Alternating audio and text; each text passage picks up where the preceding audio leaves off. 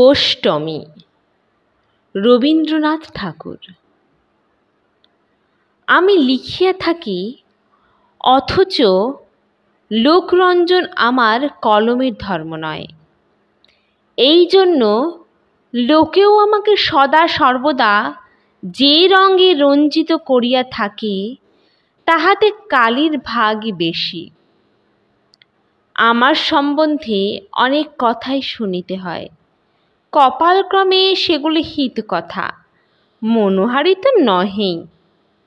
শরীরে যেখানটায় ঘা পড়িতে থাকে, সে জায়গাটা যত তুচ্ছই হোক, সমস্ত দেহটাকে বেদনার জোরে সেই ছাড়াইয়া যায়। যে লোক গালি খাইয়া মানুষ হয়, সে আপনার স্বভাবকে যেন ঠেলিয়া এক ঝোঁকা হইয়া পড়ে। আপনার চারিদিককে ছাড়াইয়া আপনাকেই কেবল তাহার মনে পড়ে। সেটা আরামও নয়, কল্যাণও নয়। আপনাকে ভোলাটাই তো স্বস্তি। আমাকে তাই ক্ষণে ক্ষণে নির্জনের খোঁজ করিতে হয়। মানুষের ঠেলা খাইতে খাইতে মনের চারিদিকে যে টোল খাইয়া যায়, বিশ্ব প্রকৃতির সেবা নিপুণ হাতখানির গুণে তাহা ভরিয়া ওঠে। কলিকাতা হইতে দূরে নিভৃতে আমার একটি অজ্ঞাতবাসের আয়োজন আছে। আমার নিজ চর্চার দৌরাত্ম্য হইতে সেইখানে অন্তর্ধান করিয়া থাকি। সেখানকার লোকেরা এখনো আমার সম্বন্ধে কোনো একটা সিদ্ধান্তে আসিয়া পৌঁছে নাই। তাহারা দেখিয়াছে আমি ভোগী নই, পল্লীর রজনীকে কলিকাতার কলুষে আবিল করি না, আবার যোগীও নই। কারণ দূর হইতে আমার যেটুকু পরিচয় পাওয়া যায়, তাহার মধ্যে ধনের লক্ষণ আছে। আমি পথিক নহি, পল্লীর রাস্তায় ঘুরি বটে, কিন্তু কোথাও পৌঁছিবার আমার কোনো লক্ষ্যই নাই। আমি যে গৃহী এমন কথা বলাও শক্ত, কারণ ঘরের লোকের প্রমাণাভাব। এই জন্য পরিচিত জীবশ্রেণীর মধ্যে আমাকে কোনো একটা প্রচলিত কোঠায় না ফেলিতে পারিয়া গ্রামের লোক আমার সম্বন্ধে চিন্তা করা একরকম ছাড়িয়া দিয়াছে। আমিও নিশ্চিন্ত আছি। অল্পদিন হইল খবর পাইয়াছি, এই গ্রামে একজন মানুষ আছে, যে আমার সম্বন্ধে কিছু একটা মনে ভাবিয়াছে, অন্তত বোকা ভাবে নাই। তাহার সঙ্গে প্রথম দেখা হইল তখন আষাঢ় মাসের বিকালবেলা। কান্না শেষ হইয়া গেলেও চোখের পল্লব ভিজা থাকিলে যেমন ভাবটা হয়, সকালবেলাকার বৃষ্টি অবসানে সমস্ত লতা পাতা আকাশ ও বাতাসের মধ্যে সেই ভাবটা ছিল। আমাদের পুকুরের উঁচু পাড়িটার উপর দাঁড়াইয়া আমি একটি নথর শ্যামল গাভীর ঘাস খাওয়া দেখিতেছিলাম। তাহার চিক্কণ দেহটির উপর রৌদ্র পড়িয়াছিল। দেখিয়া ভাবিতেছিলাম, আকাশের আলো হইতে সভ্যতা আপনার দেহটাকে পৃথক করিয়া রাখিবার জন্য যে এত দর্জির দোকান বানাইয়াছে, ইহার মতো এমন অপব্যয় আর নাই।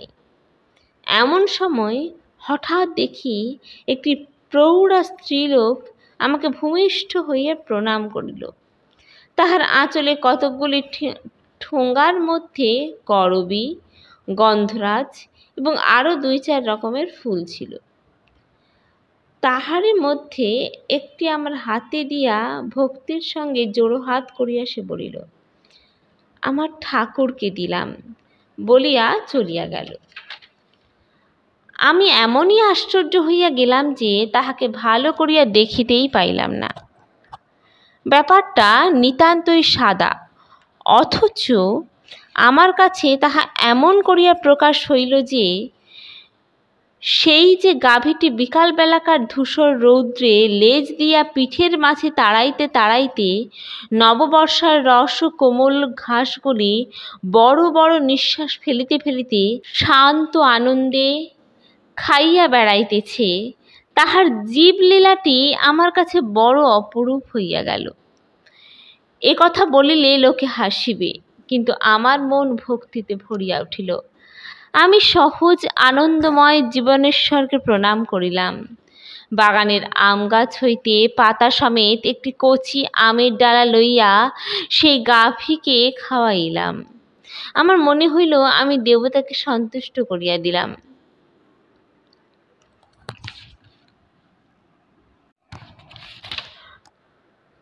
ইহার পর বৎসর যখন সেখানে গিয়াছি তখন মাঘের শেষ। সেবার তখনও শীত ছিল। সকালের রৌদ্রটি পূবের জানালা দিয়া আমার পিঠে আসিয়া পড়িয়াছিল। তাহাকে নিষেধ করি নাই। দোতলার ঘরে বসিয়া লিখিতেছিলাম। বেহারা আসিয়া খবর দিল, আনন্দী বোষ্টমী আমার সঙ্গে দেখা করিতে চায়। লোকটাকে জানি না, অন্যমনস্ক হইয়া বললাম, আচ্ছা এইখানে নিয়ে আয়। বোষ্টমী পায়ের ধুলা লইয়া আমাকে প্রণাম করিল। দেখিলাম সেই আমার পূর্ব পরিচিত স্ত্রী লোকটি। সে সুন্দরী কিনা সেটা 1,00,000 বছর হইবার বয়স তাহার পার হইয়া গেছে। দোহারা সাধারণ স্ত্রীলোকের চেয়ে লম্বা। একটি নিয়ত ভক্তিতে তাহার শরীরটি নম্র অথচ বলিষ্ঠ নিঃসংকোচ তাহার ভাব।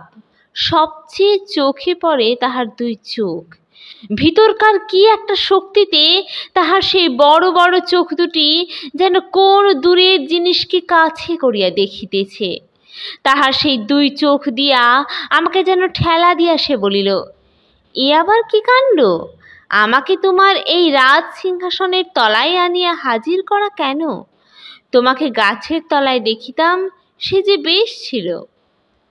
বুঝিলাম গাছতলায় এ আমাকে অনেক দিন লক্ষ্য করিয়াছে, কিন্তু আমি ইহাকে দেখি নাই। সর্দির উপক্রম হওয়াতেই কয়েকদিন পথে ও বাগানে বেড়ানো বন্ধ করিয়া ছাদের উপরেই সন্ধ্যাকাশের সঙ্গে মোকাবিলা করিয়া থাকি। তাই কিছুদিন সে আমাকে দেখিতে পায় নাই। একটুক্ষণ থামিয়া সে বলিল, গৌর, আমাকে কিছু একটা উপদেশ দাও। আমি মুশকিলে পড়িলাম। বলিলাম, উপদেশ দিতে পারি না, নিতেও পারি না। চোখ মেলিয়া চুপ করিয়া যাহা পাই তাহা লইয়াই আমার করবার। এই যে তোমাকে দেখিতেছি, আমার দেখাও হইতেছে, শোনাও হইতেছে। বোষ্টমী ভারী খুশি হইয়া গৌর গৌর বলিয়া উঠিল। কহিল, ভগবানের তো শুধু রসনা নয়, তিনি যে সর্বাঙ্গ দিয়া কথা কন। আমি বলিলাম, চুপ করিলেই সর্বাঙ্গ দিয়া তাহার সেই সর্বাঙ্গের কথা শোনা যায়। তাই শুনিতেই শহর ছাড়িয়া এখানে আসি। বোষ্টমী কহিল, সেটা আমি বুঝিয়াছি, তাই তো তোমার কাছে আসিয়া বলছিলাম। যাইবার সময় সে আমার পায়ের ধুলা লইতে গিয়া দেখিলাম আমার মোজাতে হাত ঠেকিয়া তাহার বড় বাধা বোধ হইল। পরের দিন ভোরে সূর্য উঠিবার পূর্বে আমি ছাদে আসিয়া বসিয়াছি। দক্ষিণে বাগানের ঝাউ গাছগুলার মাথার উপর দিয়া একেবারে দিক সীমা পর্যন্ত মাঠ থু থু করিতেছে। পূর্ব দিকে বাঁশ বনে ঘেরা গ্রামের পাশে আখের ক্ষেতের প্রান্ত দিয়া প্রতিদিন আমার সামনে সূর্য ওঠে। গ্রামের রাস্তাটা গাছের ঘন ছায়ায় ভিতর হইতে হঠাৎ বাহির হইয়া খোলা মাঠের মাঝখান দিয়া বাঁকিয়া বহুদূরের গ্রামগুলির কাজ ছাড়িতে চলিয়াছে। সূর্য উঠিয়াছে কিনা জানি না, একখানি শুভ্র কুয়াশার চাদর বিধবার ঘোমটার মতো গ্রামের গাছগুলির উপর টানা রহিয়াছে। দেখিতে পাইলাম বোষ্টমী সেই ভোরের ঝাপসা আলোর ভিতর দিয়া একটি সচল কুয়াশার মূর্তির মতো করতাল বাজাইয়া হরিনাম গান করিতে করিতে সেই পূব দিকের গ্রামের সম্মুখ দিয়া চলিয়াছে। তন্দ্রা ভাঙা চোখের পাতার মতো এক সময়ে কুয়াশাটা উঠিয়া গেল এবং ওই সমস্ত মাঠের ও ঘরের নানা কাজকর্মের মাঝখানে শীতের রৌদ্রটি গ্রামের ঠাকুরদাদার মতো আসিয়া বেশ করিয়া জমিয়া বসিল। আমি তখন সম্পাদকের পেয়াদা বিদায় করিবার জন্য লিখিবার টেবিলে আসিয়া বসিয়াছি। এমন সময় সিঁড়িতে পায়ের শব্দের সঙ্গে একটা গানের সুর শোনা গেল। বোষ্টমী গুনগুন করিতে করিতে আসিয়া আমাকে প্রণাম করিয়া কিছু দূরে মাটিতে বসিল। আমি লেখা হইতে মুখ তুলিলাম। সে বলিল, কাল আমি তোমার প্রসাদ পাইয়াছি। আমি বলিলাম, সে কি কথা? সে কহিল, কাল সন্ধ্যার সময় কখন তোমার খাওয়া হয় আমি সেই আশায় দরজার বাহিরে বসিয়াছিলাম। খাওয়া হইলে চাকর যখন পাত্র লইয়া বাহিরে আসিল, তাহাতে কি ছিল জানি না, কিন্তু আমি খাইয়াছি। আমি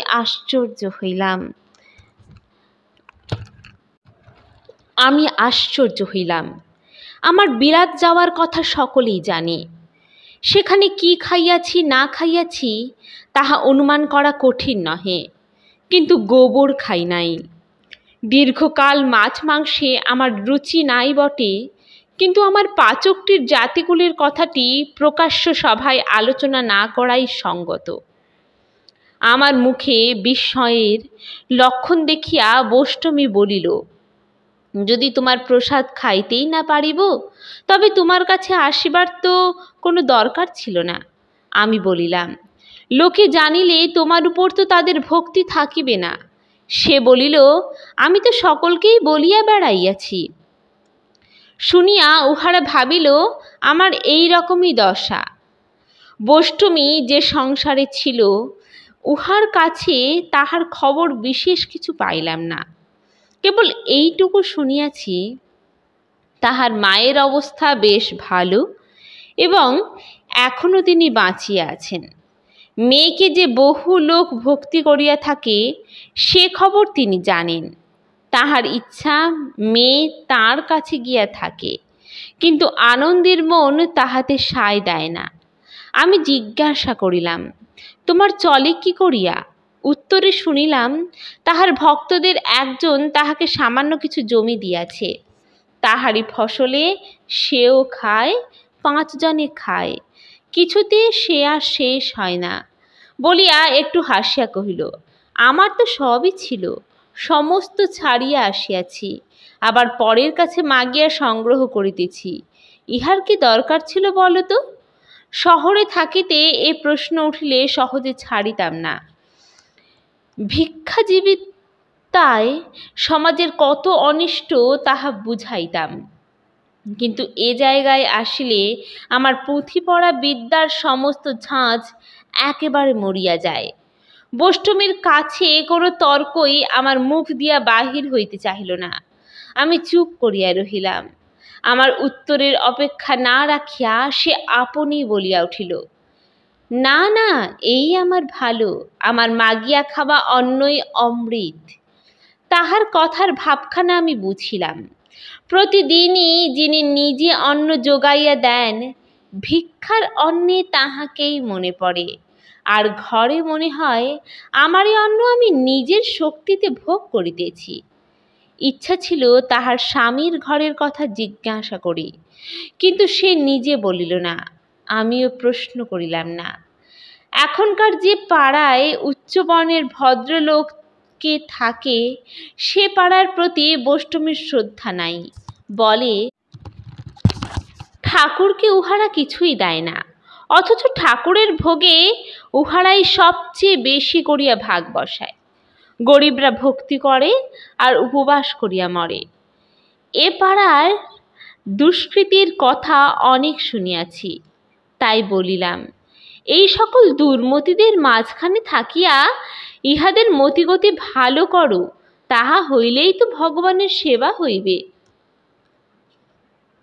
এই রকমের সব উঁচু দরের উপদেশ অনেক শুনিয়াছি এবং অন্যকে শুনাইতেও ভালোবাসি, কিন্তু বোষ্টমীর ইহাতে তাক লাগিল না।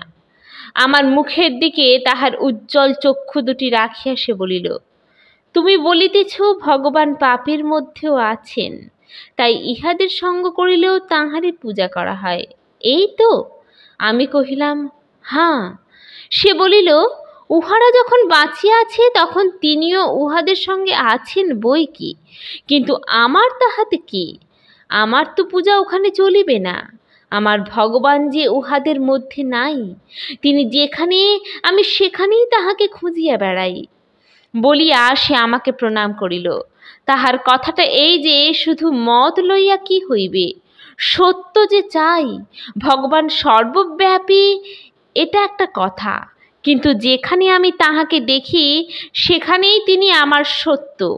এত বড় বাহুল্য কথাটাও কোনো কোনো লোকের কাছে বলা আবশ্যক যে, আমাকে উপলক্ষ করিয়া বৈষ্ণবী যে ভক্তি করে, আমি তাহা গ্রহণও করি না, ফিরাইয়াও দিই না। এখনকার কালের ছোঁয়াচ আমাকে লাগিয়াছে। আমি গীতা পড়িয়া থাকি এবং বিদ্যান লোকদের দ্বারস্থ হইয়া তাহাদের কাছে ধর্মতত্ত্বের অনেক সূক্ষ্ম ব্যাখ্যা শুনিয়াছি। কেবল শুনিয়া শুনিয়াই বয়স বহিয়া যাইবার জো হইল। কোথাও তো কিছু প্রত্যক্ষ দেখিলাম না। এতদিন পরে নিজের দৃষ্টির অহংকার ত্যাগ করিয়া এই শাস্ত্রহীনা স্ত্রীলোকের দুই চক্ষুর ভিতর দিয়া সত্যকে দেখিলাম। ভক্তি করিবার ছলে শিক্ষা দিবার এ কি আশ্চর্য প্রণালী! পরদিন সকালে বৈষ্ণবী আসিয়া আমাকে প্রণাম করিয়া দেখিল। তখন আমি লিখিতে প্রবৃত্ত। বিরক্ত হইয়া বলিল, তোমাকে আমার ঠাকুর এত মিথ্যা কাটাইতেছেন কেন? যখনই আসি দেখিতে পাই লেখা লইয়াই আছো। আমি বলিলাম, যে লোকটা কোনো কর্মেরই নয়, ঠাকুর তাহাকে বসিয়া থাকিতে দেন না, পাছে সে মাটি হইয়া যায়। যত রকমের বাজে কাজ করিবার ভার তাহারই উপরে। আমি যে কত আবরণে আবৃত তাহাই দেখিয়া সে অধৈর্য হইয়া উঠে। আমার সঙ্গে দেখা করিতে হইলে অনুমতি লইয়া দোতলায় চড়িতে হয়। প্রণাম করিতে আসিয়া হাতে থেকে মোজা জড়া, সহজ দুটো কথা বলা এবং শোনার প্রয়োজন, কিন্তু আমার মনটা আছে কোন লেখার মধ্যে তলাইয়া। হাত জোড়ো করিয়া সে বলিল, গৌর, আজ ভোরে বিছানায় যেমনই উঠিয়া বসিয়াছি অমনি তোমার চরণ পাইলাম। আহা, সেই তোমার দুখানি পা, কোনো ঢাকা নাই, সে কি ঠান্ডা, কি কোমল! কতক্ষণ মাথায় ধরিয়া রাখিলাম। সে তো খুব হইল, তবে আর আমার এখানে আসিবার প্রয়োজন কি? প্রভু, এ আমার মোহ নয় তো? ঠিক করিয়া বলো। লিখিবার টেবিলের উপর ফুলদানিতে পূর্বদিনের ফুল ছিল।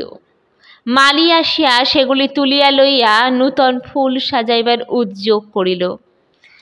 বৈষ্ণবী যেন ব্যথিত হইয়া বলিয়া উঠিল, বাস, এ ফুলগুলি হইয়া গেল, তোমার আর দরকার নাই, তবে দাও দাও, আমাকে দাও।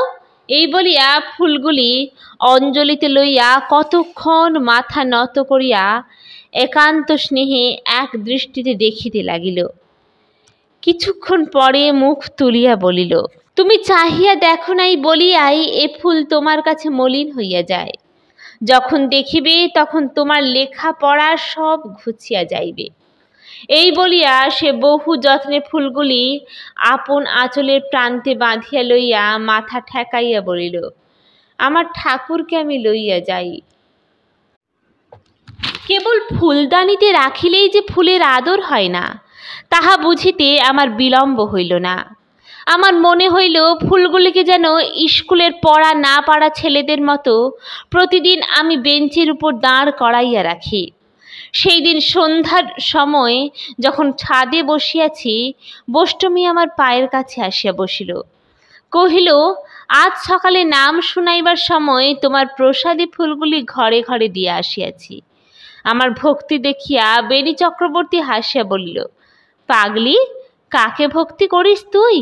বিশ্বের লোকে যে তাকে মন্দ বলে। হাঁ গো, সকলে নাকি তোমাকে গালি দেয়। কেবল এক মুহূর্তের জন্য মনটা সংকুচিত হইয়া গেল। কালির ছিটা এত দূরেও ছড়ায়। বৈষ্ণবী বলিল, বেণী ভাবিয়াছিল আমার ভক্তিটাকে এক ফুঁয়ে নিবাইয়া দিবে, কিন্তু এ তো তেলের বাতি নয়, এ যে আগুন। আমার গৌর, ওরা তোমাকে গালি দেয় কেন গো? আমি বলিলাম, আমার পাওনা আছে বলিয়া আমি হয়তো একদিন লুকাইয়া উহাদের মন চুরি করিবার লোভ করিয়াছিলাম। বোষ্টমী কহিল, মানুষের মনে বিষ যে কত সে তো দেখিলে, লোভ আর টিকিবে না।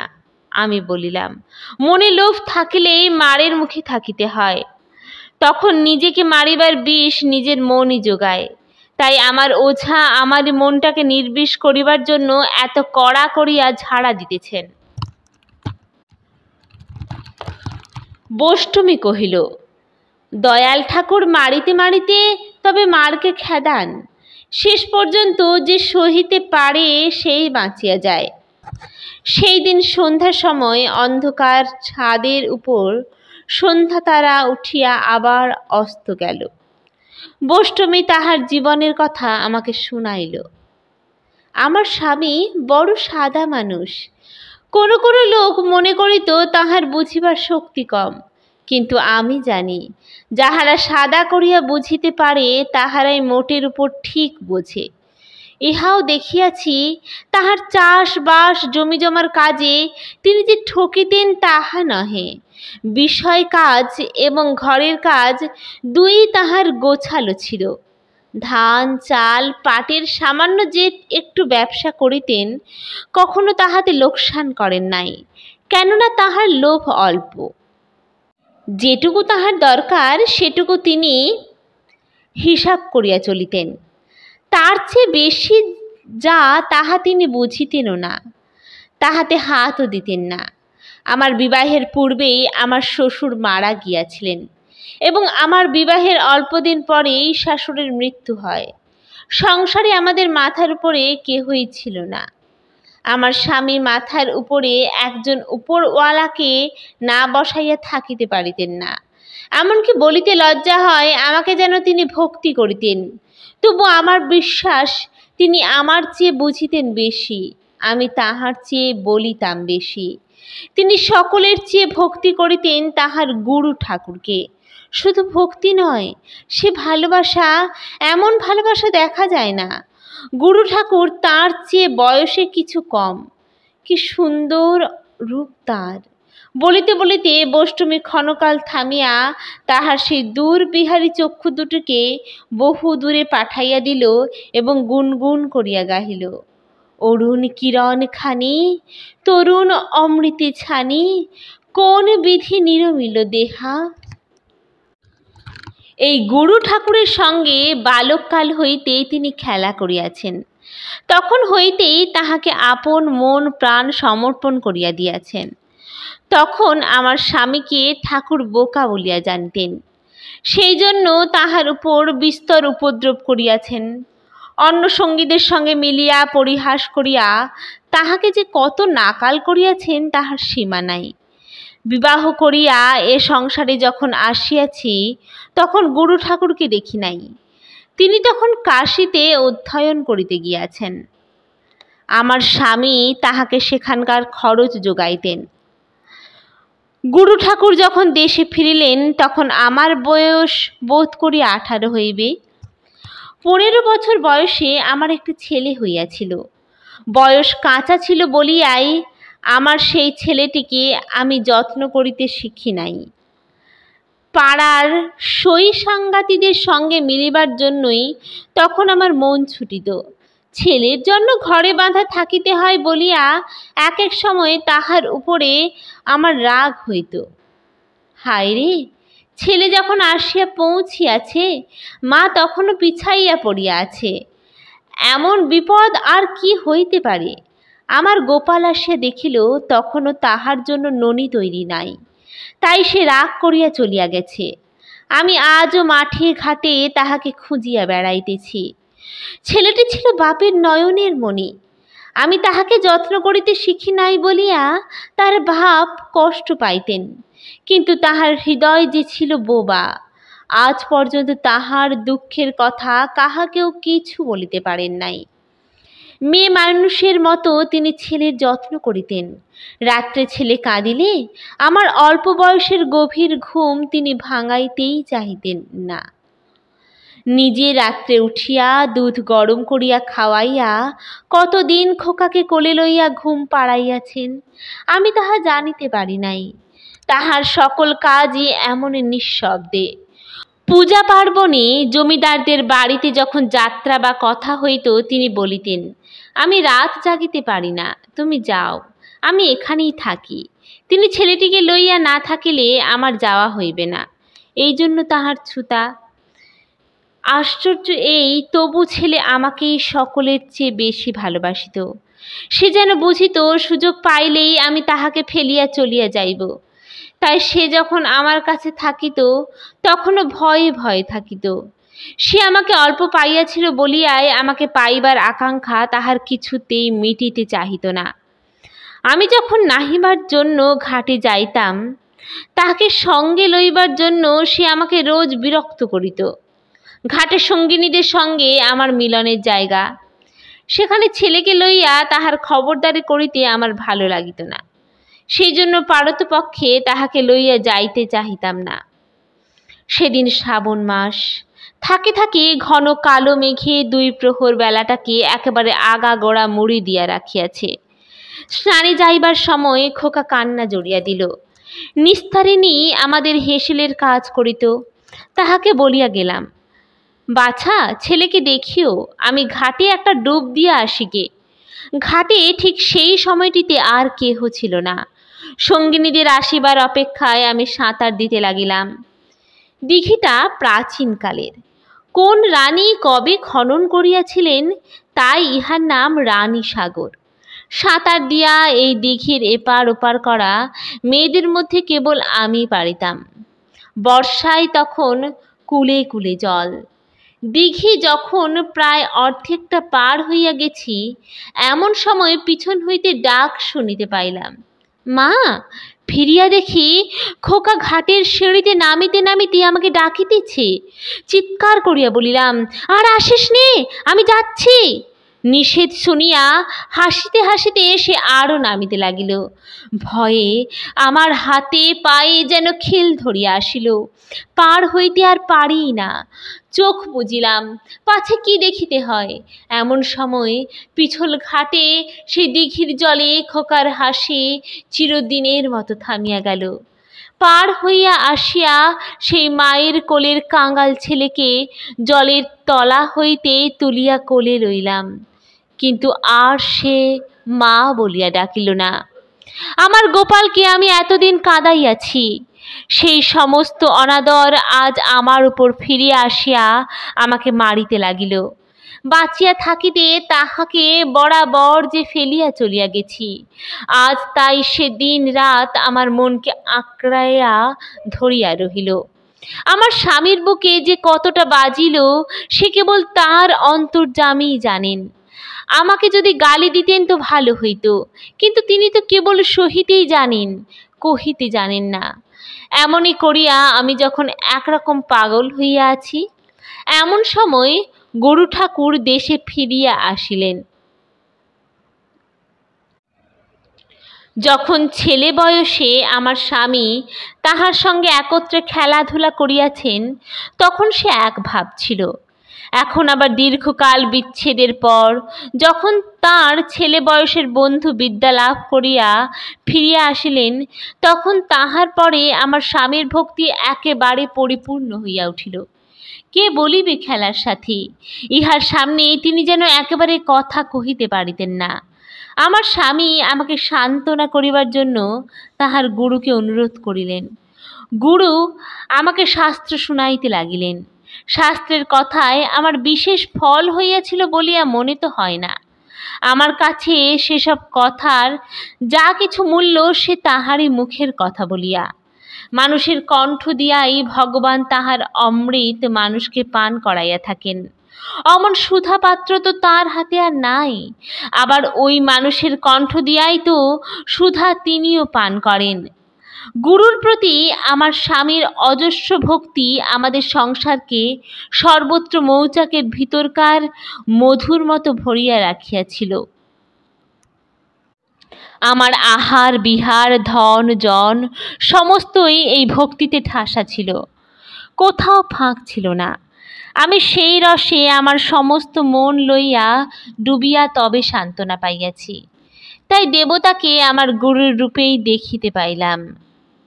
তিনি আসিয়া আহার করিবেন এবং তারপর তার প্রসাদ পাইব।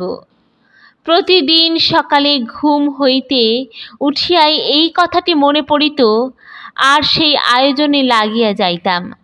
তাহার জন্য তরকারি কুটিতাম, আমার আঙুলের মধ্যে আনন্দ ধ্বনি বাজিত। ব্রাহ্মণ নই, তাহাকে নিজের হাতে রাঁধিয়া খাওয়াইতে পারিতাম না।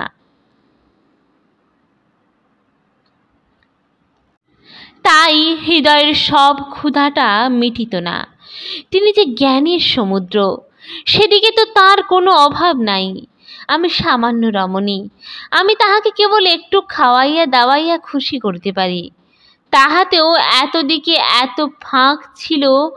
আমার গুরু সেবা দেখিয়া আমার স্বামীর মন খুশি হইতে থাকিত এবং আমার উপরে তাহার ভক্তি আরো বাড়িয়া যাইত। তিনি যখন দেখিতেন আমার কাছে শাস্ত্র ব্যাখ্যা করিবার জন্য গুরুর বিশেষ উৎসাহ, তখন তিনি ভাবিতেন গুরুর কাছে বুদ্ধিহীনতার জন্য তিনি বরাবর অশ্রদ্ধা পাইয়াছেন। তাহার স্ত্রী এবার বুদ্ধির জোরে গুরুকে খুশি করিতে পারিল, এই তাহার সৌভাগ্য। এমন করিয়া 4-5 বছর কোথা দিয়া যে কেমন করিয়া কাটিয়া গেল তাহা চোখে দেখিতে পাইলাম না। সমস্ত জীবনই এমনই করিয়া কাটিতে পারিত, কিন্তু গোপনে কোথায় একটা চুরি চলিতেছিল। সেটা আমার কাছে ধরা পড়ে নাই, অন্তর্যামীর কাছে ধরা পড়িল। তারপর একদিনে একটি মুহূর্তে সমস্ত ওলট পালট হইয়া গেল। সেদিন ফাল্গুনের সকালবেলায় ঘাটে যাইবার ছায়াপথে স্নান সারিয়া ভিজা কাপড়ে ঘরে ফিরিতেছিলাম। পথের একটি বাঁকে আমতলায় গুরু ঠাকুরের সঙ্গে দেখা। তিনি কাঁধে একখানি গামছা লইয়া কোন একটা সংস্কৃত মন্ত্র আবৃত্তি করিতে করিতে স্নানে যাইতেছেন। ভিজা কাপড়ে তার সঙ্গে দেখা হওয়াতে লজ্জায় একটু পাশ কাটাইয়া চলিয়া যাইবার চেষ্টা করিতেছি। এমন সময়ে তিনি আমার নাম ধরিয়া ডাকলেন। আমি জড়সড় হইয়া মাথা নিচু করিয়া দাঁড়াইলাম। তিনি আমার মুখের পরে দৃষ্টি রাখিয়া বলিলেন, তোমার দেহখানি সুন্দর। ডালে ডালে রাজ্যের পাখি ডাকিতেছিল, পথের ধারে ধারে ঝোপে ঝোপে ভাটি ফুল ফুটিয়াছে, আমের ডালে বোল ধরিতেছে। মনে হইল সমস্ত আকাশ পাতাল পাগল হইয়া আলুথালু হইয়া ঢুকিয়াছে। কেমন করিয়া বাড়ি গেলাম কিছু জ্ঞান নাই। একেবারে সেই ভিজা কাপড়েই ঠাকুর ঘরে ঢুকিলাম। চোখে যেন ঠাকুরকে দেখিতে পাইলাম না। সেই ঘাটের পথের ছায়ার উপরকার আলোর চুমকিগুলি আমার চোখের উপর কেবলই নাচিতে লাগিল। সেদিন গুরু আহার করিতে আসিলেন। জিজ্ঞাসা করিলেন, আন্দি নাই কেন? আমার স্বামী আমাকে খুঁজিয়া বেড়াইলেন, কোথাও দেখিতে পাইলেন না। ওগো, আমার সে পৃথিবী আর নাই। আমি সে সূর্যের আলো আর খুঁজিয়া পাইলাম না। ঠাকুর ঘরে আমার ঠাকুরকে ডাকি, সে আমার দিকে মুখ ফিরাইয়া থাকে। দিন কোথায় কেমন করিয়া কাটিল ঠিক জানি না। রাত্রে স্বামীর সঙ্গে দেখা হইবে, তখন যে সমস্ত নীরব এবং অন্ধকার। তখনই আমার স্বামীর মন যেন তারার মতো ফুটিয়া ওঠে। সেই আধারে এক একদিন তাহার মুখে একটা আধটা কথা শুনিয়া হঠাৎ বুঝিতে পারি, এই সাদা মানুষটি যাহা বোঝেন তাহা কতই সহজে বুঝিতে পারেন। সংসারের কাজ ছাড়িয়া আসিতে আমার দেরি হয়। তিনি আমার জন্য বিছানার বাহিরে অপেক্ষা করেন। প্রায়ই তখন আমাদের গুরুর সেবার কিছু না কিছু হয়। অনেক রাত করিলাম। তখন 3 প্রহর হইবে। ঘরে আসিয়া দেখি আমার স্বামী তখনও খাটে শোন নাই, নিচে শুইয়া ঘুমাইয়া পড়িয়াছেন। আমি অতি সাবধানে শব্দ না করিয়া তাহার পায়ের তলায় শুইয়া পড়িলাম। ঘুমের ঘোরে একবার তিনি পা ছুঁড়িলেন, আমার বুকের উপর আসিয়া লাগিল। সেইটেই আমি তাহার শেষ দান বলিয়া গ্রহণ করিয়াছি। পরদিন ভোরে যখন তার ঘুম ভাঙিল, আমি তখন উঠিয়া বসিয়া আছি। জানালার বাহিরে কাঁঠাল গাছটার মাথার উপর দিয়া আধারের এক ধারে অল্প একটু রং ধরিয়াছে। তখনও কাক ডাকে নাই। আমি স্বামীর পায়ের কাছে মাথা লুটাইয়া প্রণাম করিলাম। তিনি তাড়াতাড়ি উঠিয়া বসলেন এবং আমার মুখের দিকে অবাক হইয়া চাহিয়া রহিলেন। আমি বলিলাম, আর আমি সংসার করিব না। স্বামী বোধ করে ভাবিলেন তিনি স্বপ্ন দেখিতেছেন, কোনো কথাই বলিতে পারিলেন না। আমি বলিলাম, আমার মাথার দিব্য, তুমি অন্য স্ত্রী বিবাহ করো। আমি বিদায় লইলাম। স্বামী কহিলেন, তুমি এ কি বলিতেছ? তোমাকে সংসার ছাড়িতে কে বলিল? আমি বলিলাম, গুরু ঠাকুর। স্বামী হতবুদ্ধি হইয়া গেলেন। গুরু ঠাকুর? এমন কথা তিনি কখন বলিলেন? আমি বলিলাম, আজ সকালে যখন স্নান করিয়া ফিরিতেছিলাম তাহার সঙ্গে দেখা হইয়াছিল। তখনই বলিলেন। স্বামীর কণ্ঠ কাঁপিয়া গেল। জিজ্ঞাসা করিলেন, এমন আদেশ কেন করিলেন? আমি বলিলাম, জানি না, তাহাকে জিজ্ঞাসা করিও, পারেন তো তিনি বুঝাইয়া দিবেন। স্বামী বলিলেন, সংসারে থাকিয়াও তো সংসার ত্যাগ করা যায়। আমি সেই কথা গুরুকে বুঝাইয়া বলিব। আমি বলিলাম, হয়তো গুরু বুঝিতে পারেন, কিন্তু আমার মন বুঝিবে না। আমার সংসার করা আজ হইতে ঘুচিল। স্বামী চুপ করিয়া বসিয়া রহিলেন। আকাশ যখন ফর্সা হইল, তিনি বললেন, চলো না, দুজনে একবার তার কাছেই যাই। আমি হাত জোড়ো করিয়া বলিলাম, তার সঙ্গে আর আমার দেখা হইবে না। তিনি আমার মুখের দিকে চাহিলেন। আমি মুখ নামাইলাম। তিনি আর কোনো কথা বলিলেন না। আমি জানি আমার মনটা তিনি একরকম করিয়া দেখিয়া লইলেন। পৃথিবীতে দুটি মানুষ আমাকে সবচেয়ে ভালোবাসিয়াছিল, আমার ছেলে আর আমার স্বামী। সে ভালোবাসা আমার নারায়ণ, তাই সে মিথ্যা সহিতে পারিল না। একটি আমাকে ছাড়িয়া গেল, একটিকে আমি ছাড়িলাম। এখন সত্যকে খুঁজিতেছি, আর ফাঁকি নয়। এই বলিয়া সে গড় করিয়া প্রণাম করিল।